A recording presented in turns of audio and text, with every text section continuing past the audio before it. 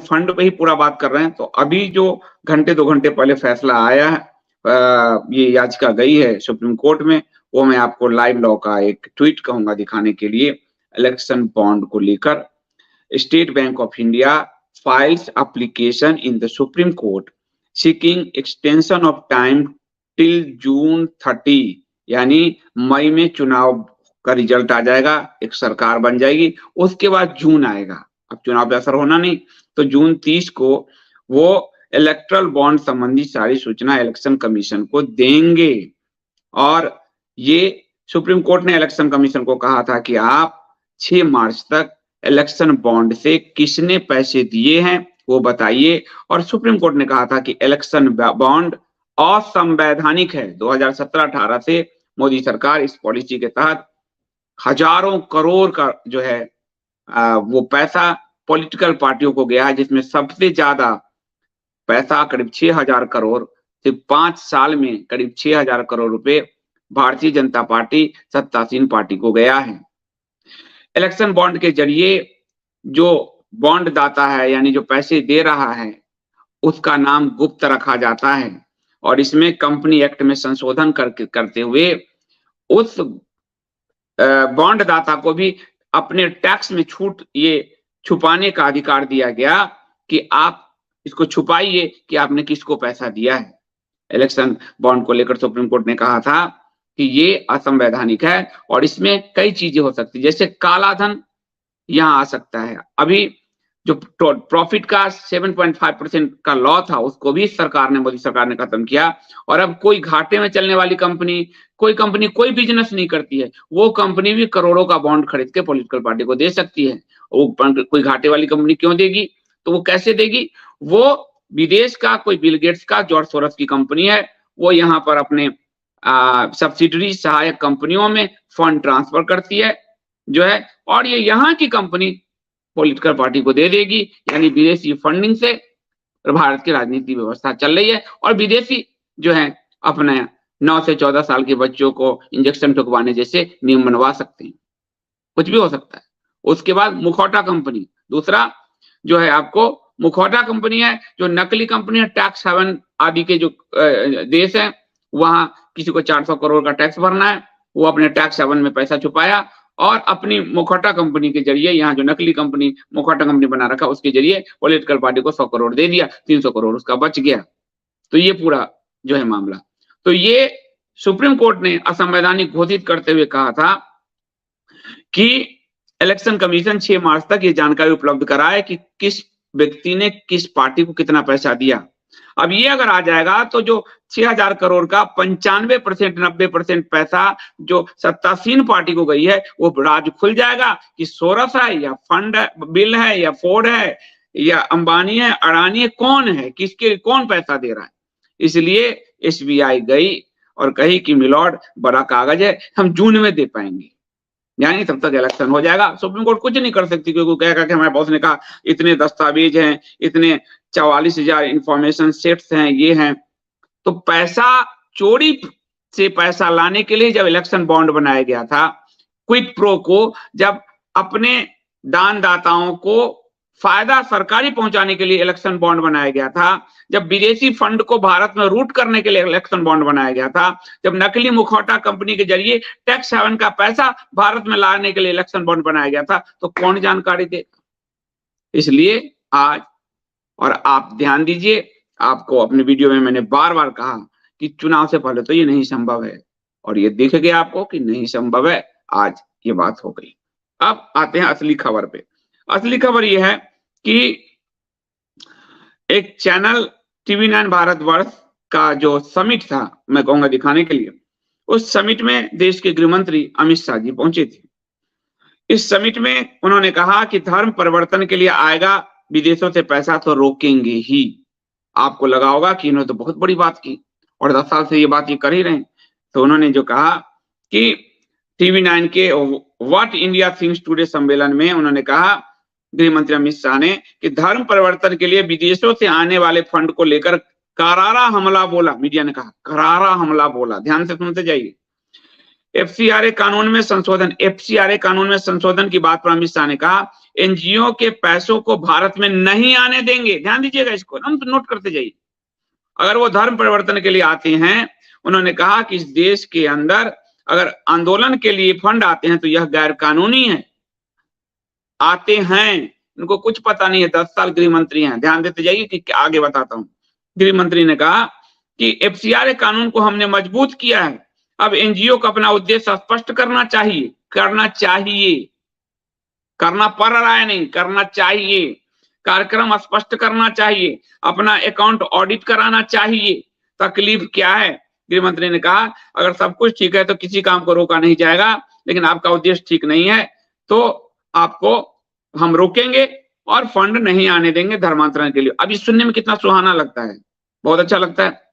अब ये मैंने देखा इस पे, क्या नाम है, पांच जन ने इसको जो मुखौटा है संघ का, तो 5 जन ने इसको पब्लिश किया। अगर धर्म परिवर्तन के लिए एनजीओ विदेश से पैसा लेना चाहते हैं तो देश के अंदर नहीं आने देंगे। एनजीओ को अपना उद्देश्य बताना होगा, कार्यक्रम बताने होंगे, ऑडिट कराना होगा। मैंने कहा वाह भाई। और इस पर 3,500-4 हजार इसको शेयर हो चुका था, 14-15 हजार लोग लाइक कर चुके थे। मुझे ये आश्चर्य लगा। और वहां मीडिया में, मीडिया के समिट में पत्रकार क्वेश्चंस नहीं पूछ रहे हैं, यानी मीडिया देश को कैसे गुमराह कर रहा है। सच्चाई इसके उलट है, लेकिन मीडिया नहीं बता रहा और लोग को कोई जानकारी नहीं है। लोग अंधेपन में जी रहे हैं और वो लाइक करके ये तो बहुत बड़ा बात कर दिया। अब सच्चाई क्या है? तो सच्चाई दिखाने के लिए मैं आपको कहूंगा कि टाइम्स ऑफ इंडिया की खबर दिखाई जरा, ये 2022 की खबर है, या टाइम्स ऑफ इंडिया की, या जनसत्ता, हिंदुस्तान, किसी की भी खबर दिखा दो। अब आपको देखिए कि बड़ा खेल। और ये पर मधु किशोर जी के साथ हमारे जो शो में वो बोल चुकी थी, तो मुझे याद था। अब ये क्या कह रहे हैं कि विदेश से जो फंड आएगा धर्मांतरण में यूज होगा, जो फंड आएगा हम उसको नहीं आने देंगे, रोकेंगे। लेकिन इन्होंने क्या किया? Government to restrict data of FCRA registered NGO association from public viewing.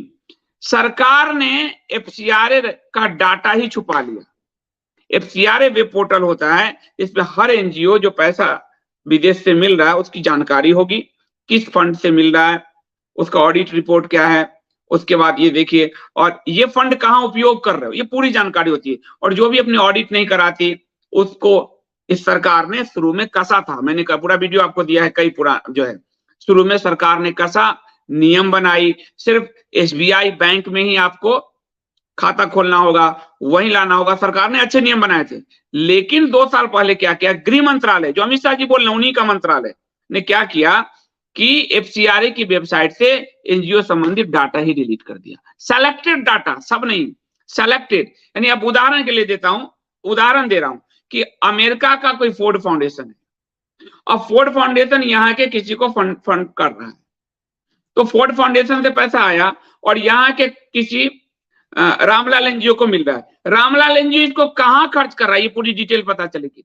अब सरकार ने क्या किया, फोर्ड फाउंडेशन किस किस को पैसा दे रही है, सरकार वो डाटा ही डिलीट कर दी।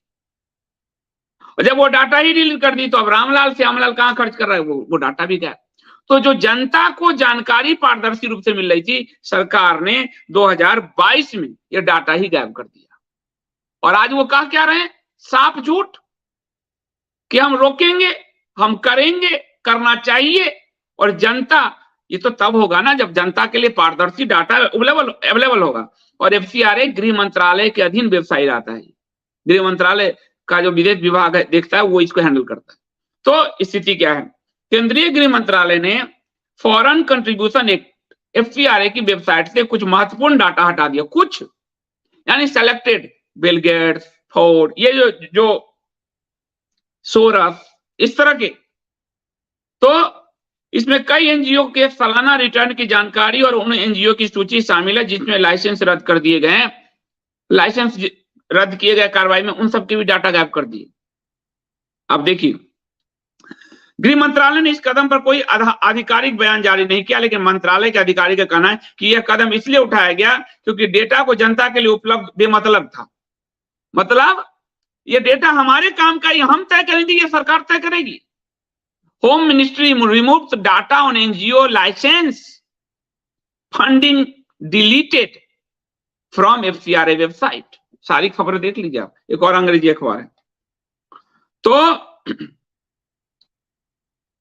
आपको सारा जो ओवरऑल डाटा होता था उसको सरकार ने हटा दिए। तो उस पर मैंने एक आपको ट्वीट किया जिसमें मास्टर स्ट्रोकवादियों को बड़ा मिर्ची लगी, और मैंने साफ कहा कि चुनाव आते ही कितना बड़ा झूठ असंवैधानिक पद पर बैठकर बोला जा रहा है, और मीडिया बिना जांच के इस झूठ को प्रसारित कर रही है। ताज्जुब है कि इस पोस्ट को 3,500 लोग शेयर कर चुके, 14,000 लोग लाइक कर चुके, और इतने लोगों को ये पता नहीं है कि देश में क्या हो रहा है, फैक्ट से अनजान है, केवल भेड़ बन रहे हैं।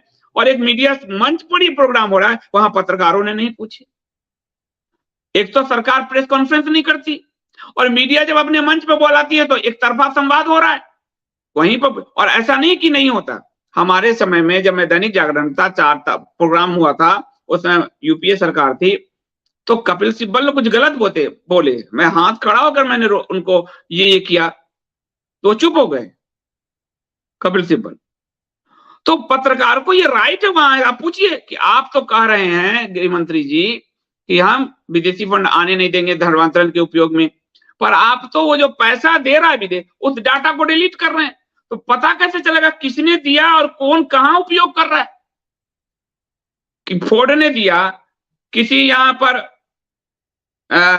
रामलाल एनजीओ को, और रामलाल उसको धर्मांतरण में यूज कर रहा है, कि देश तोड़ने में यूज कर रहा है, कि प्रदर्शन करने में यूज कर रहा है, पता ही नहीं चलेगा, क्योंकि आपने डाटा, और जनता को पता ही नहीं चलेगा। और सरकार इसका उपयोग कैसे करेगी? धमका के इलेक्शन बॉन्ड में वो पैसा पार्टियों के पास चली जाए, जनता को पता ही नहीं चला। खेल हो गया कि तुम्हारे एनजीओ तो अपने पार्टनर से कहो, वो घूमेगा ऐसे ऐसे आ जाएगा। प्रूडेंशियल फंड जो फूड है, उस फंड का पैसा भी एक पार्टी को जा रहा है केवल। तो आप देखिए, तो सच यह है कि स्वयं गृह मंत्रालय के आदेश से फॉरेन फंडिंग और उसे हासिल करने वालों की जो जानकारी पहले एफसीआरए वेबसाइट पर होती थी, उसे भी सरकार ने छुपा दिया। आप देखिए, फिर से कटिंग दिखा दो। मान लिया उदाहरण लेते हैं हम कि जॉर्ज सोरस, और जॉर्ज सोरस के नाम पर जो विक्टिम कार्ड खेले, ये जॉर्ज सोरस का अगर बॉन्ड आ गया और एनजीओ, पता चल जाएगा सबसे ज्यादा कौन पैसे ले, एग्जैक्ट दिखेगा। और अगर कोई सत्ता से किसी को हटाना चाहता है, यानी जॉर्ज सोरस मोदी को हटाना चाहते हैं, तो जॉर्ज सोरस इसको कोवर्ट ऑपरेशन करेंगे। वो खुल के नहीं कहेंगे मैं मोदी को हटाऊंगा, मैं मोदी को हटाऊंगा, जैसा वो अखबार में बयान दे रहे हैं। यानी विक्टिमाइज होकर एसीवाईपीएल का एजेंडा पूरा हो गया, विक्टिमहुड खेला गया। कोई कहेगा खुलकर कि मैं ये काम करना चाहता हूं। कैसे जनता के आंख में मिर्चा झोंका जा रहा है। और ठीक है, तो उसके फंड बंद करो, तो उस फंड की सूचना ही गायब हो गई। तो यदि George Soros, Ford Foundation, Gates Foundation आदि भारत के किसी एनजीओ को फंड करता है, और वह एनजीओ इसको कहां खर्च कर रही है, पहले ये सूचना वेबसाइट पे होती थी। एनजीओ को रिटर्न भर के सार्वजनिक करना पड़ता था। नहीं करने पर एफसीआरए लाइसेंस ये सरकार रद्द कर रही थी। अच्छा काम कर रही थी, मैं ये नहीं कह रहा हूं, 2021 तक कर रही थी। ये 22 से खेल शुरू हुआ इनका। कोविड के बाद ये खेल शुरू हुआ है। कोविड का जो अनाप शनाप पैसा आए हैं, ये सरकार प्राइम मिनिस्टर फंड जो कोविड में दिया गया, उसकी जानकारी भी कहती है हम आरटीआई से नहीं देंगे। चुनाव का चंदा कहती है उसकी जानकारी भी हम नहीं देंगे। इलेक्शन बॉन्ड तो अब असंवैधानिक हो गया, उसकी जानकारी भी नहीं देंगे। और अब एनजीओ जो विदेश से फंड लेके यहाँ तोड़फोड़ धर्मांतरण करने, उसकी जानकारी भी छुपा रही है। तो भारत विदेश की चंगुल में इतना कभी नहीं रहा जितना इस समय दिख रहा है आरोप है। और साफ साफ विदेशी पॉलिसी आप देखो, 9 साल की बच्ची कोई क्या सेक्सुअल रिलेशन बनाती है कि उसको एचपीवी का वायरस देने के लिए बजट में कानून आ गया, बजट में आ गया। किसी कंपनी के लिए पूरा एयरपोर्ट के लॉ बदल दिए जाते हैं, किसी के लिए डोमेस्टिक एयरपोर्ट को 10 दिन के लिए इंटरनेशनल एयरपोर्ट बना दिया जाता है। कोई भी कानून चल रहा है, कुछ भी चल रहा है। तो धर्मांतरण, देश तोड़ने आदि के लिए हो रही विदेशी फंडिंग की जानकारी अब देश की जनता को नहीं होगी, सिलेक्टेड होगा। 4 की जानकारी आपको देगी, 4 को नहीं, डिलीट कर दिया। गेट्स फाउंडेशन किसको दे रहा है पता नहीं चलेगा, यहाँ किसके साथ खेला हो रहा है मालूम नहीं। तो जॉर्ज सोरस जैसों का सबसे बड़ा हित है, उसके फंड को बचाने का काम यही सरकार कर रही है। देश तोड़ने वाली फंडिंग देश की जनता से उसको छुपाया जा रहा है, और चुनाव जीतने के लिए सोरस के नाम पर विक्टिम कार्ड खेले जाएंगे, गेट्स के नाम पे हेल्थ विकास की बात की जाएगी, और खेल फंडिंग का हो रहा है। ये 21 तक ये सरकार ठीक काम कर रही थी। इसने आपको जो किया वो भी मैं थोड़ा आपको बता देता हूं कि उसके अच्छे काम भी थे 21 तक। 22 में इसने, यानी कोविड के बाद जो पैसे का खेल हुआ है उसमें उस डाटा को छुपाना शुरू कर दिया। यानी जो विदेश की कंपनी फाउंडेशन यहां पैसा दे रही है, कौन दे रहा है इसको छुपा दिया, कौन कहां खर्च कर रहा है ये भी छुप दिया, और सेलेक्टेड छुपा, कुछ कराने दिया, कुछ का सेलेक्टेड। और तर्क देखिए, जनता के लिए बेकार के डांटे, ये हम तय करेंगे, जनता तय करेगी कि आप तय करोगे। तो ये आपको विदेशी फंड एक बड़ा खेल है। विदेशी फंड को लेकर कांग्रेस सरकार के विरुद्ध मैंने बहुत सारे एक्सपोजर्स किए अखबार में। विदेशी फंड, कभी कोई विदेशी अपने हित में ही हमारे यहाँ के पॉलिटिकल पार्टी, एनजीओ आदि को फंड करती है। इसी विदेशी फंड से नरेंद्र मोदी जी को जो रोका जा रहा था, उनके खिलाफ अभियान, ये मैंने साजिश की कहानी तथ्यों की जुबानी में पूरा विदेशी फंड खोले मैंने। केजरीवाल के कबीर एनजीओ को बिना एफसीआरए लाइसेंस के ये मैंने खोले, बिना एफसीआरए लाइसेंस के। आप पढ़िए मेरी साजिश की कहानी, बिना एफसीआरए लाइसेंस उनको फोर्ड का फंड मिल गया था। तो जब मैं कांग्रेस और केजरीवाल को खोल रहा था तब मैं बहुत अच्छा था, और आज उससे कई गुना ज्यादा विदेशी फंड इस देश में आ रहा है, पॉलिटिकल पार्टियों में आ रहा है, सिस्टम में आ रहा है, और पूरे देश को दीमक की तरह चाट रहा है। और सरकार उसमें एक सहयोगी की भूमिका है। इलेक्शन बॉन्ड में सुप्रीम कोर्ट कह ही चुका है असंवैधानिक, और अब एनजीओ की एफसीआरए जो मामला है, और इलेक्शन बॉन्ड में भी एफसीआरए को वायलेट किया गया, क्योंकि विदेशी फंडिंग सब्सिडीज के थ्रू आ सकती थी, और एनजीओ में के मामले में भी उसके डाटा को डिलीट किया गया, जनता से छुपाया गया।